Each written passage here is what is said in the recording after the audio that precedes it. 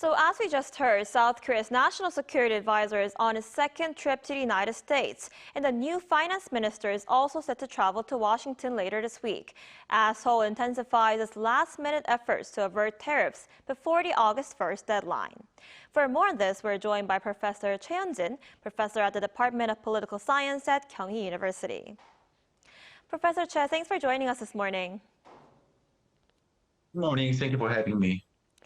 So with the top security advisor now in Washington, can we expect him to finalize an agreement with the U.S. this week? What factors do you think might hinder an agreement from being reached? Yes, the National Security Advisor Ri Sung-nak returned to Washington just 11 days after his last visit. And this shows how serious this negotiation has become. Uh, so we now have only a few days left before August 1st deadline. So both sides are now working very hard to find a final deal. And Advisor Wee is not only discussing tariff, he's also raising broader issues like investment and also defense cooperation between the two countries to make a balanced agreement. But there are still some challenges during this negotiation. The United States is asking South Korea to make some difficult decision, especially in agriculture and digital trade. Yeah.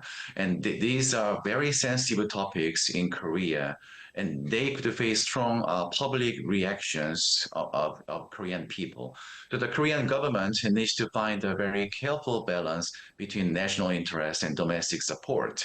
And also, we should not assume that this round of talk will solve everything. So even if progress is made, disagreements may still remain among different ministries and also between different interest groups and political leaders. So in this kind of a high-level negotiation, the final decision often depends on last-minute political choice or even a summit meeting between leaders. So in short, we are in the final stage, and also progress is possible, but the outcome still depends on how well both sides manage the last few days. Right, we'll have to see how that plays out. And although it remains unclear who we will meet in Washington, there's also speculation that he could possibly meet U.S. Secretary of State Marco Rubio. So if they do meet, what might be on the agenda? Yes, if National Security Advisor we meet the Secretary of State Marco Rubio, I think several important topics will be on the table. The first is, as I said earlier, the most urgent topic will be tariff negotiation.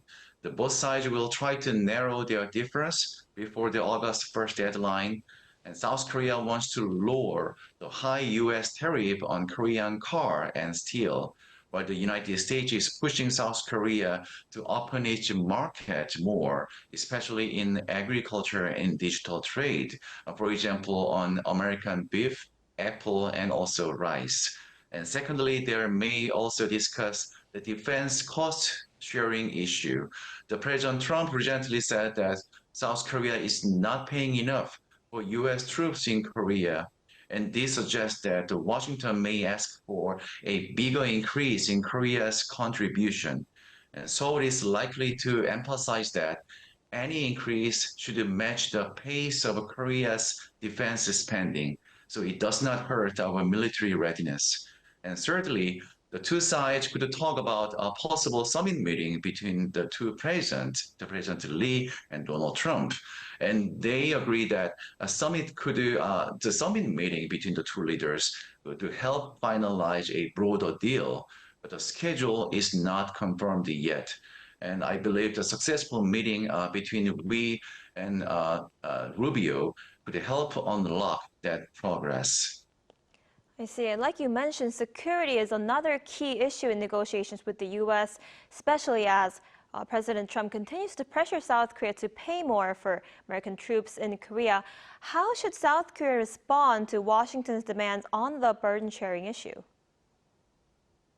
Yes, that's a very challenging issue. President Trump is once again pushing South Korea to pay more for hosting U.S. troops in Korea. And this request is not new. But the pressure is now stronger, especially because trade and defense issues are now linked together. The South Korea strategy should be threefold, I believe. The first, we need to make clear that we are already contributing a lot. We pay more than $1 billion every year and provide the land and many facilities for free and support U.S. troop activities in many ways. And wish to explain this to both the U.S. government and the American people.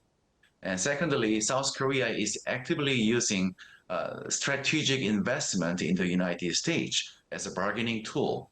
The President Lee Jae-myung recently held private dinners with major business leaders from Hyundai and LG, and they discussed some plans to expand investment in the United States. So this investment in the US can help reduce some trade tension and also strengthen the economic partnership.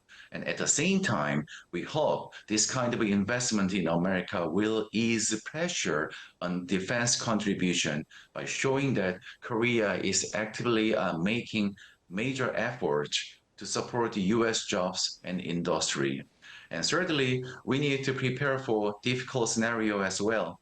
If the US pushes for a big increase or even threaten to reduce American troops, we must be ready to respond firmly and calmly. And that includes strengthening our own defense and working closely with the key partners like Japan. So in short, the Seoul should negotiate firmly but calmly and remind Washington of our fair contribution and also wish to stay focused on protecting our national interests and regional stability. Right, it really is a tough issue indeed. All right, Professor Choi, I'm afraid that's all the time we have for today. Thank you so much for your insight. We appreciate it. Thank you very much.